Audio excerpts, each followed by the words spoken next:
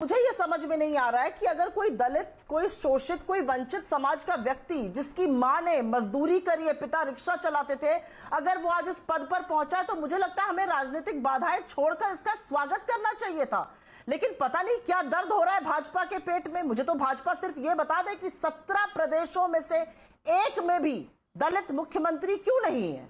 ये क्या मजबूरी है इनकी?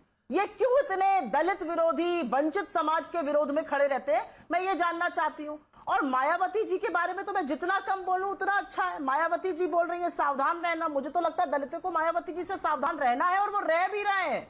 बिल्कुल वर्चस्व खत्म हो गया है मायावती जी का।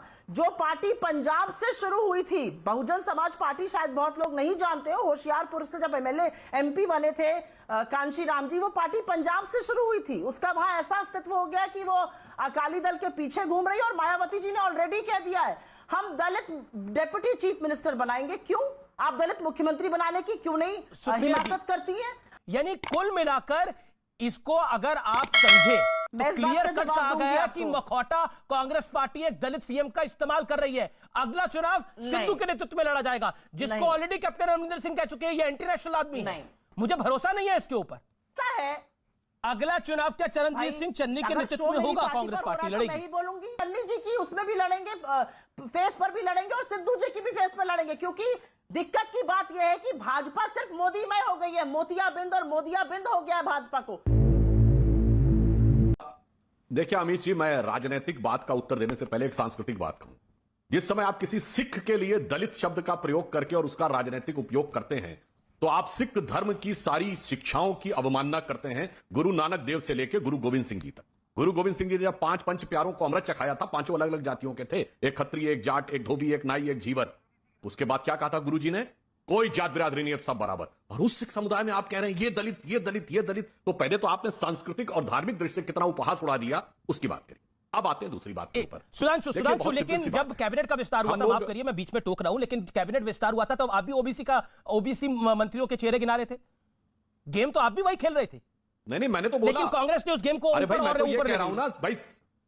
अरे 17 प्रदेश है अमित जी, मैंने तो ये कहा ना सिख धर्म में नहीं जाती ना, तो आप समानता के उस भाव का उपहास उड़ा देते हैं। ये मेरा कहने का मतलब है। भाई आप कहते हैं हिंदू समाज में जात बिरादरी है, सिख में तो समता का भाव है ना, वहां जात बिरादरी नहीं मानी जाती। गुरु गोविंद सिंह ने खालसा पंथ स्थापित करते समय कहा था, फिर आपने कहा तो आपने उसका मजाक उड़ाया और या आपने राजनीतिक हित में प्रयोग किया। अब आते हैं दूसरी स्थिति। देखिए ऐसा है अमित जी, हम लोग बचपन में, अब आज की जनरेशन तो थोड़ा टेस्ट मैच कम सुनती है और सिद्धू जी तो बड़े अच्छे खिलाड़ी रहे हैं, तो उसमें एक रूल होता था कि जब अगर किसी दिन खेल खत्म होने वाला हो और उस समय कोई बैट्समैन आउट हो जाए तो मेन बैट्समैन को उस समय नहीं भेजा जाता, टाइम काटने के लिए एक दूसरा बैट्समैन भेजा जाता था जिसे कहते थे नाइट वॉचमैन। अगला जो मेन बल्लेबाज है वो अगले दिन सुबेरे आएगा जब ये नाइट वॉचमैन हट जाएगा। तो उसी ढंग से इन्होंने नाइट वॉचमैन के रूप में चन्नी जी को भेजा है। असली बैट्समैन है सिद्धू जी। पहली बार भारत की राजनीति में कोई राजनीतिक दल ऐसा होगा जिसके अध्यक्ष ने कहा हो कि मैं पार्टी की ईंट से ईंट बजा दूं।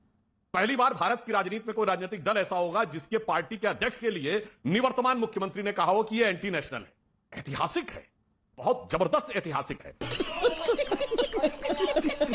और जहां तक समन्वय की बात है, सुप्रिया जी ने कहा समन्वय नहीं दिखता। इनकी 3 ही जगह सरकार है स्पष्ट बहुमत की, पंजाब, राजस्थान और छत्तीसगढ़। तीनों में अद्भुत समन्वय देखिए। यहां तो मैंने पंजाब के दोनों उदाहरण दे दिए। वहां पे आप देखिए आपने सचिन पायलट जी और गहलोत जी के बीच में दे थाली चल रही है। और उधर आप देखिए भूपेश बघेल जी और उधर केएस सिंहदेव जी के बीच में उनमें ठेलम ठेल चल रही है। तो मैं सिर्फ ये कहना चाहता हूं कि जहां तक ये बात है कि इन्होंने कहा दोनों चेहरे लेके चलेंगे, स्वागत है। राजनीति में कोई किसी भी रूप में आ सकता है, पर जब 2 चेहरे लेके आप चलते हैं तो याद रखिए, कबीर दास कह गए हैं, चलती चक्की देख के दिया कबीरा रोए।